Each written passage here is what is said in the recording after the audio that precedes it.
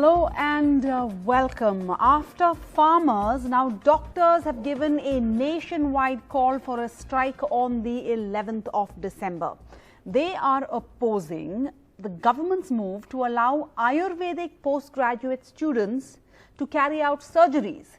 So the Indian Medical Association, or the IMA, which represents doctors practicing the modern system of medicine in India, or allopathy, they say that what the government is doing is legitimizing what they're calling mixopathy, or what they're doing really is a khichdification of the medical education and medical practice. And so on We the People tonight, we're asking, is allowing Ayurvedic doctors to perform surgery legally and medically tenable? Will this move ensure wider healthcare access to Indians in a country where the doctor-patient ratio is way below what the WHO recommends? Or do the risks outweigh the gains? Well, joining us on the show is Dinesh Upadhyay. He's a former member of the Ayush Ministry. Recently, his term ended just last month with the Government of India. We have Dr. Ranjan Sharma. He's the president of the IMA, the Indian Medical Association. We have Anant Bhan, a researcher in bioethics and global health and policy. We have K. Sujata Rao, former secretary of former health secretary of the Government of India. Dr. P.L.T. Girija, chief physician at the Sanjeevani Ayurveda and Yoga Center in Chennai.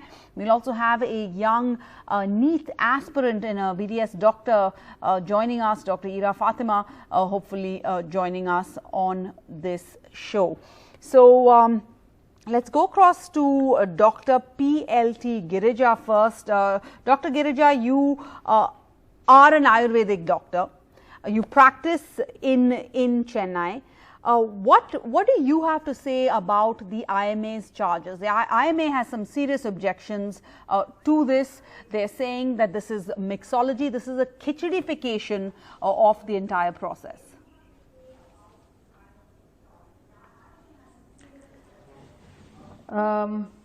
Not many people actually know that Ayurveda has a very vibrant surgical tradition. All that we have heard so far is that in India originated plastic surgery, rhinoplasty, orthoplasty, but that is not the only thing that existed in Ayurveda. There were all the surgeries were done in Ayurveda which were necessary. Of course, today there is a lot of unnecessary surgeries also taking place. Now, to give you a brief account of Ayurvedic surgeries, there were Ayurvedic surgeries performed to deal with diseases of the eyes, nose, throat, ear. That came under Shalakya tradition. Then there is an active surgical tradition which is there in bone setting, which is there even all across India today, and that will probably come under orthopedic.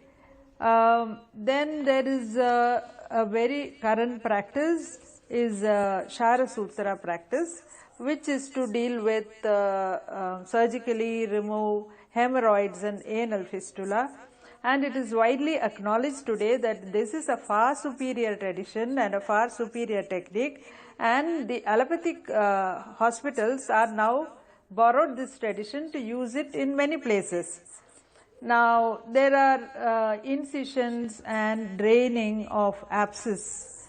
Then there is surgical removal of tumors and cauterizing the area where the tumor has been removed so that there is no remnants of the tumor left. So, ma'am, you're basically saying, doctor, that surgery existed, or there are already branches of surgery in Ayurveda. That is what you're basically saying. So, you don't understand what the furor is about. If that is the case, then why is the government needing to do this?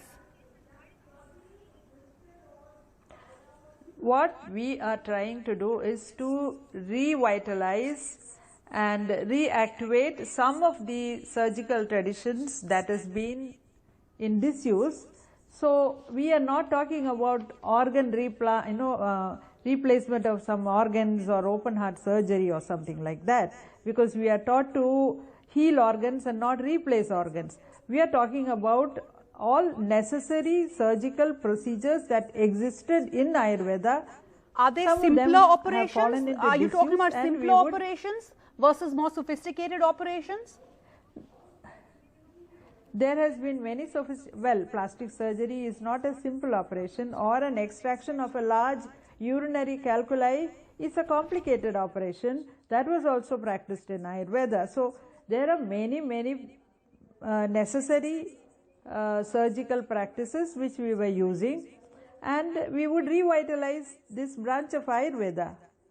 So you're saying this is just a simple move to revitalize the branch of surgery in Ayurveda. Let's go across to the IMA, Dr. Ranjan Sharma. What are the IMA's objections? You have a doctor here, she's a practitioner in Ayurveda. She says that surgery already existed in Ayurveda. So what's the big fuss about? Madam, with due respects to the Honorable Lady Doctor, she said, we are trying to revitalize. We are not against Ayurveda. Maharishi Sushruta was a great saint, and what he had professed, IMA has always been demanding, please invest in your research. What our objection is, don't poach onto our systems. The systems, 58 surgeries which have been included under the Shalya Tantra and Shalakya Tantra, it takes 3 years to become a doctor. And if you see the gamut of surgeries, laparoscopic cholecystectomy, fast surgery of ENT, mastectomy, these are all inventions of modern medicine, and anesthesia. I would like to know what type of drugs we will be using for the anesthesia. And the textbooks which have been prescribed are all of modern medicine doctors. See, this will create more damage to Ayurveda. We have nothing against Ayurveda. Please develop it, invest in more R&D, develop your system. It is our national heritage. But mixopathy, khichdification, will permanently damage Ayurveda in such a big way. May I dare to ask, where will they learn these procedures? Okay. Do they have the system of teaching? Dr. Girija, you know what, the IMA is basically what they're saying is, you say this process, the surgical branch of Ayurveda needs to be revitalized, right? So that basically leads one to ask, why do we need to revitalize that? Because how many of us will go to an Ayurvedic surgeon for a cataract surgery or for a tooth extraction? If the government needs to revitalize this sector, maybe they should push it separately. Why mix the two? Is that not more dangerous than the gains that you can get out of it? Nobody is saying don't give a push to Ayurveda. We need both. But don't mix them. You rightly said tooth extraction. In fact, there are Ayurvedic Vaidyas who use marma point. And no, ma'am, my question is, anesthesia, the objection is to the mixing of these two. That doctors who have studied in Ayurveda are now being allowed to do these major surgeries, which because of time, there's the new complications, new sophisticated technology, etc. that has come up. The issue is not that Ayurveda doesn't have its benefits. That Ayurveda and allopathy perhaps need to work together. For example, in a pandemic, COVID-19, we haven't found a cure for COVID-19 from Ayurveda. You still get treated for the symptoms of COVID that it shows up with allopathy, but at the same time you're taking, kara or doing yoga and all of the other supplements that you need to take. So they both need to work together. What the IMA is saying, it is very dangerous to mix the two, ma'am.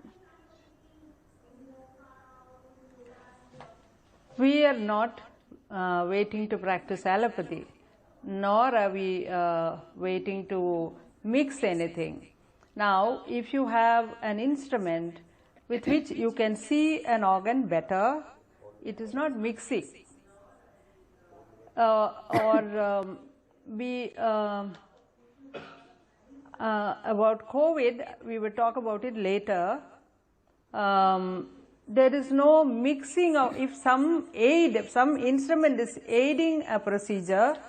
For instance, how have they incorporated Sharasutram into their surgical surgeries? That is a purely Ayurvedic system. How are they practicing it? Forget the video. All right, ma'am, I don't think maybe we're having some trouble with you. So let me ask Anant, if you could come in over here. What do you think the government's logic or reasoning is behind this move? Sure, thanks for having me. So, I think let's start with the facts. I mean, Ayurvedic postgraduate courses are an established truth, right? So these are courses which are already running, have been running for many years. There are postgraduates which are emerging from these disciplines. What I think is a bit unclear is what exactly can they do, and are they certified or competent to do it? I think what the government probably is trying to do is maybe list out these procedures, but I think perhaps what it is leading to is more confusion. At the end of the day, if I'm a patient, I think, it is extremely important for me to know who my surgeon is, what their training is, what they're competent or capable of doing, and, if I can trust the outcomes, right? And I think all of that depends on both the training, but also the science involved. And I think it would be good for everyone involved if we had clarity on that. For better or worse, these are established systems of medicine. These are not complementary. These are considered mainstream systems of medicine in India. Allopathy is one of them. Ayurveda is another. So, I mean, legally, this is tenable. But I think from a patient perspective and a patient safety perspective, because after all, surgery is an invasive procedure. And, I would worry about patient outcomes. I would worry about that from an allopathic surgeon as well, and I would want certain certification. So I think that's where I think minimum standards, understanding across the two pathies is important. Cross-pathy, if it leads to a situation where, you're doing a bit of both, but then are not able to be accountable because you're mixing up maybe two systems of medicine, probably could be problematic. So I think we probably need to look at the details a little bit more, and just notifications won't do. I think more detailed analysis and perhaps and explication of notifications some and of these amendments issues. coming in the middle of a pandemic, pushing them through as what farmers are saying that you did with the farm bills. But Dinesh Upadhyay joins us. He is a former member of the Ayush Ministry. He just his tenure recently ended about a month ago. Dinesh Upadhyay ji, ये तो खिचड़ी बना रहे हैं, hybrid doctors को बना रहे हैं, IMA कह रही है, ना इधर का ना उधर का. दुनिया में स्पेशलाइजेशन की बात के बारे में बात करते हैं, और यहाँ पे इंडिया में हम उल्टा कर रहे हैं. What is the government's logic? Government क्यों कर रही है? इसकी रीजनिंग क्या है? What's the reasoning behind this move?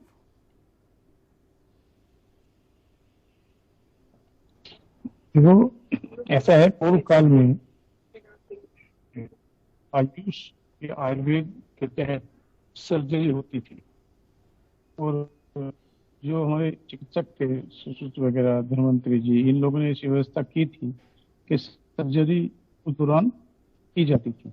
और सर्जरी का आयुष या आयुर्वेद के अंदर प्रावधान है, सलाह का तंत्र वगैरह रहा है, या और भी कई विषय रहे. आयुर्वेद के अंदर अगर इस तरह को पूरी तरह से शोध करते और इसकी पूरी तरह से इजाजत दी है, तो वो सोच कर दी है, ये अच्छा कार्य है और इसमें कोई अतिशयोक्ति नहीं होनी चाहिए, और इसमें किसी को विरोध करने का भी कोई ज्यादा क्वेश्चन नहीं होना चाहिए मेरे विचार से. क्योंकि अगर हम लोग इतिहास को याद करें पूर्व काल में, तो सर्जरी का इसके अंदर बहुत बड़ा हिस्सा था आयुर्वेद के अंदर. नहीं सर, ये तो डॉक्टर गिरिजा ने तो एक्सप्लेन की गई है कि आयुर्वेदा में भी सर्जरी का एक ब्रांच है, मगर आप कह रहे हैं nobody should have any objection. फिर सरकार ने ऐसे नोटिफिकेशन अमेंडमेंट पैंडेमिक के बीच में इसको मतलब पुश फॉरवर्ड अभी क्यों करना है? नहीं, ये बात आप के बाद भी कर सकते थे. Okay, let's try and fix the audio there with sir. Let's go across to Sujata Rao. Sujata, Ms. Rao, if I can ask you this question, no one seems to be giving me an answer. Then why do we think the government is doing this? India suffers significant gaps in healthcare infrastructure. According to a Parliament report, there's maybe one doctor for 1,500 Indians. Is the government abdicating its responsibilities of providing allopathic doctors in rural areas? Could that be one reason for this? Why do you think the government is pushing this, and where do you stand on this matter? Well, I think there could be two reasons that could explain the situation from the government's point of view. One is that there is a very strong, this particular government is very strongly trying to strengthen, support, and encourage the Indian systems of medicine. So it's a part of that trajectory. I mean, after all, this government made Ayush, separated it from the Department of Health and made a separate exclusive department for Ayush.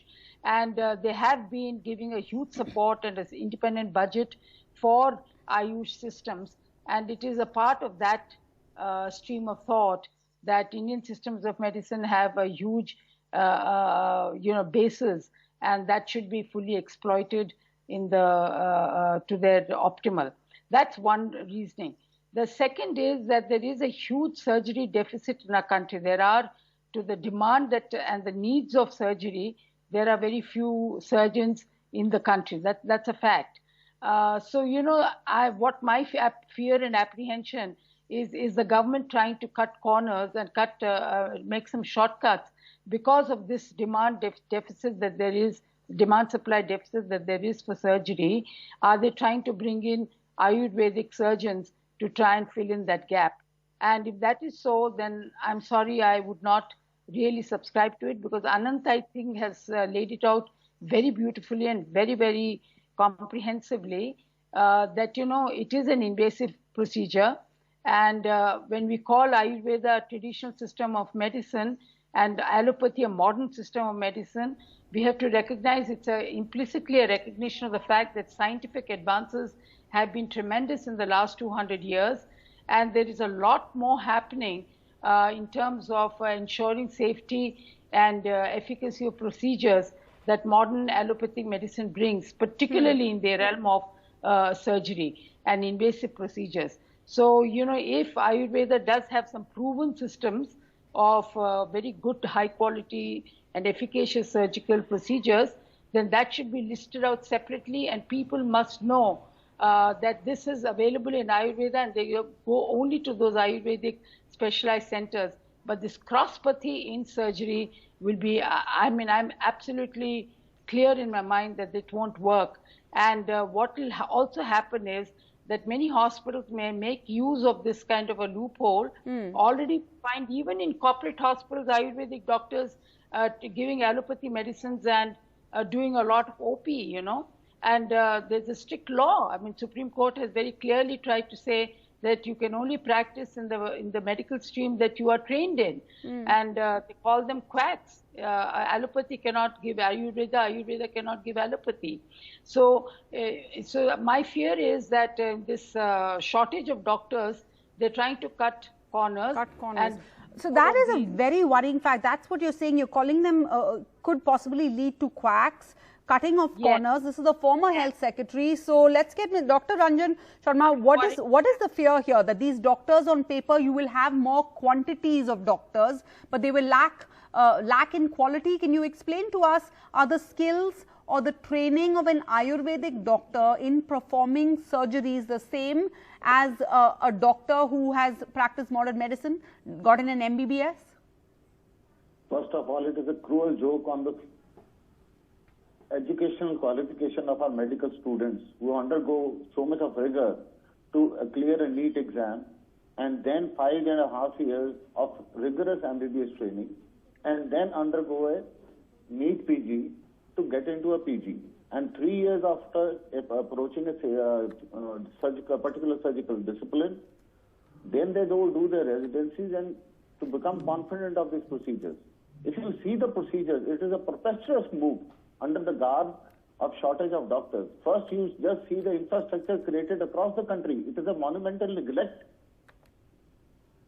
And blaming every time on doctors, the hapless people. Today, as I am talking to you, I have lost 674 of my colleagues. Did we lose them to lose them? Were they not working? And what was the urgent need to undergo this move?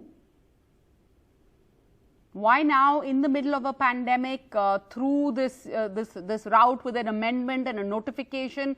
I mean, similarly, you hear the farmers saying that there was an ordinance used to push through the farm laws. So why is the government doing this? But I want to bring in this medical student, Ira Fatima, who joins us, because you said, Dr. Ranjan, that this is a cruel joke on students who have to sit for those NEET exams and, you know, do 5 years of study to get a doctor's degree. Ira Fatima, you're the only young person here on our panel. This is going to affect all you doctors going forward. What are the reactions coming in from your batch, your batchmates? How do you feel about this? How is this going to affect you? Hello, actually myself Ira Rizvi and I am dentist. Basically I did BDS till 5 years. Now I am preparing for masters for MDS. That is going to be, I am going to be giving the NEET in 2021. But when I saw this proposal, that is BAMS and MS will going to do all the dental procedures like RCT and all, then why should I go to the masters in dentistry if they do everything like that? And why should I waste my time on that? What is the purpose for doing that much of a study and efforts to be a masters in dentistry? So actually I don't think this is a right step towards the medical field, because every field have their own specialization. If you BAMS or the Ayurveda doctor were going to be doing the RCT, they don't know about the morphology and chronology of the tooth. If they don't know the morphology and the chronology of the tooth, how can they perform the RCT and the extraction, surgical procedures and the traumatic procedures? How? Why this step was taken by the government, I can't understand right now. And our youth also exploiting, because of we are putting efforts to doing first of all bachelor's, and we spent almost 5 years for this, and then now we are preparing for the masters also, and this is like nothing. If you are doing 7 years and 8 years and you are getting like this types of proposals from the government, and what the purpose of us? Why we are going to be a specialization? So it's very discouraging, you're saying, for young students wanting to go into the field at a time when India needs more young students, as we've clearly seen from this past year in the middle of a global pandemic. But Dinesh Upadhyay, sir, आप मुझे पता नहीं है कि आपको सुनाई दी हमारे panelist क्या कह रहे हैं, बट हमारे पास एक फॉर्मर हेल्थ सेक्रेटरी है, वो कह रहे हैं कि इंडिया में डॉक्टर्स की बहुत बड़ी शॉर्टेज है.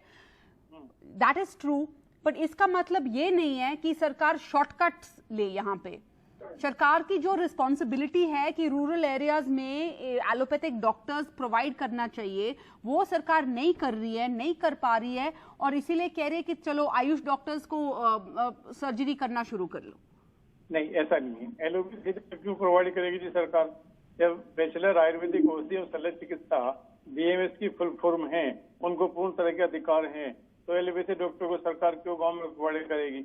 जो पैथी भारत के अंदर है, जो आयुर्वेदिक है, नेचुरोपैथी है, योगा है, सिद्धा चिकित्सा, होम्योपैथी है, सभी को बराबर का अधिकार मिलना चाहिए, पब्लिक को ऑप्शंस मिलने चाहिए. एलोपैथी क्यों? सभी पैथी का बराबर सर्जरी के बारे में बात कर रहे हैं सर. हाँ, सर्जरी का ठीक निर्णय लिया सरकार ने. पहले complicated procedures involved with surgery where you need specialization, where you need a lot of experience. ये देखो, सर्जरी आयुर्वेद के अंदर पहले से है. BAMS की जो फुल फॉर्म है, बैचलर आयुर्वेदिक औषधि एवं शल्य चिकित्सा, उसके अंदर है. वो अभी इन्होंने सरकार ने आदेश दिए हैं, लेकिन सर्जरी पहले से पढ़ाई जाती रही है 5.5 साल की डिग्री कोर्स के अंदर, तो सरकार का वो प्रावधान है. उसके अंदर डिसेक्शन भी है, पोस्टमार्टम भी, सब कुछ होता है, लेकिन अभी लागू इन्होंने किया है. सरकार ने अच्छा कदम उठाया. अच्छा, नहीं सर, तो हमारे पास जैसे एक स्टूडेंट है, वो कह रही है कि वो इतना काम क्यों कर रही है? अगर इन दी एंड एक आयुर्वेदिक डॉक्टर भी जो सर्जरी वो जितना ये साल ये पढ़ रही है करने के लिए, अगर कोई और कर सकता है तो वो क्यों करे? It's very discouraging. सर, आप समझाइए, is the training the same? अगर आप कह रहे हो कि आयुर्वेदिक डॉक्टर भी कर सकते हैं, तो why don't they just sit for an MBBS degree? तो सरकार को, अगर उनको सर्जरी करनी है, तो सरकार को और MBBS कॉलेजेस खोलने चाहिए. क्यों? नहीं, अगर सर, मेरे पॉइंट ये सिंपल पॉइंट है कि अगर मैंने हिस्ट्री पढ़ी है, अगर मैं कॉलेज में हिस्ट्री पढ़ रही हूँ, फिर मुझे हिस्टोरियन का काम मिलना चाहिए ना. I can't then go and teach physics to students. BMS के अंदर आयुर्वेद का जो है उसके सर्जरी का प्रावधान है, सर्जरी का चैप्टर है, सर्जरी पढ़ाई जाती है, उसमें शल्य चिकित्सा के बारे में पूरी तरह से चर्चा है। Okay, that is the government stand. They're saying in their defense that there is already a branch of surgery in Ayurveda, so they're not doing anything illegal per se. Anand Bhan, when given the lack of regulatory oversight in India, you know, we hear of cases where you have aides, anesthetists conducting hysterectomies, etc., etc. Given that, in that context, is this scary? You started off by saying, and I think our viewers would want to know, as a patient, will I be able to know when I go in to see a doctor, my neighborhood doctor, etc., whether they are a, you know, so-called hybrid doctor or a khichdi doctor or an Ayurvedic doctor or an allopathic doctor? Yeah, it might be difficult. You know, I think it's a patient's right to know who their doctor is, what they have been trained on, and you know what they're capable of doing. Training is only one element of a good practitioner. You know, the second element is competency. Once you've finished your training, are you competent to do at least a minimum skill set? You know, and that part of that is supervision, and part of that is also ensuring that you're updated on the science. So, how evidence-based is the science? And the final important element is outcomes. You know, is there a certification that the outcomes that you're seeing are comparable to what a good physician or a good surgeon should be showing? And as a patient, I should have access to all of that information. And if that is not the case, then I would worry. I mean, why should there be a differential between a rural patient or an urban patient? Is it the case that a rural patient should have access to a less qualified practitioner just because there is a lesser density of practitioners? Probably not. I think we would want the same standard of care to be available for a rural practitioner or a urban practitioner. You know, if we can come up with innovations which show that the quality is not suffering, that the outcomes are similar, and that, you know, there is some standardization, we could look at those experiments. But you know, I would worry about mixing up things without that kind of clarity. Okay, we have about 30 seconds left. So Dinesh Upadhyay ji, आखिरी question आपके लिए, you know, summer में Ramdev Patanjali group ने कहा था कि उनके पास कोविड-19 का एक क्योर था, बट आयुष मिनिस्ट्री ने उसको क्लियर ही नहीं की. बहुत लोग पूछते हैं कि हमारी सरकार अपने बच्चे को या अपने फैमिली मेंबर्स को जब ट्रीट करना चाहते हैं तो वो आयुर्वेदिक सर्जरी तो नहीं करते. They either go to AIIMS or they go to Medanta and all these other, you know, mainstream allopathic hospitals. ऐसा नहीं है, जो आप कह रही है ऐसा नहीं है. सभी लोग जिसको जिसमें विश्वास है उसमें जाता है, और ये अपनी अपनी इच्छा के ऊपर आधार करता है कि मैं पहले रोग को ठीक करूं. लास्ट स्टेज जब आती है वो सर्जरी जरूर कराई जाती है, और सबको सबके बराबर अधिकार मिलने चाहिए. इतिहास का ज्ञान होना चाहिए. पैथी में जिसके अंदर जिस तरह का ज्ञान है, वो अगर किसी कारण से किन्हीं रीजन की वजह से कुछ लोगों के द्वारा उसको दबाया गया है तो उसको उजागर होना चाहिए. सबको बराबर अधिकार मिलना चाहिए. सरकार ने अच्छा कदम उठाया है. आयुर्वेद के डॉक्टर को 58 प्रकार की सर्जरी दे करके मैं इस कदम की सराहना करता हूँ. बहुत अच्छा कर दिया. All right. Well, those are, you know, all sides to this story, but the IMA is going to go ahead with that protest. It's going to take place on the 11th. Remember, the doctors also protesting. They're going to be on strike, which means medical services also might be affected. All of this in the midst of a global pandemic where India is fighting the spread of the coronavirus every day. Thank you all for joining us on We the People. Good night.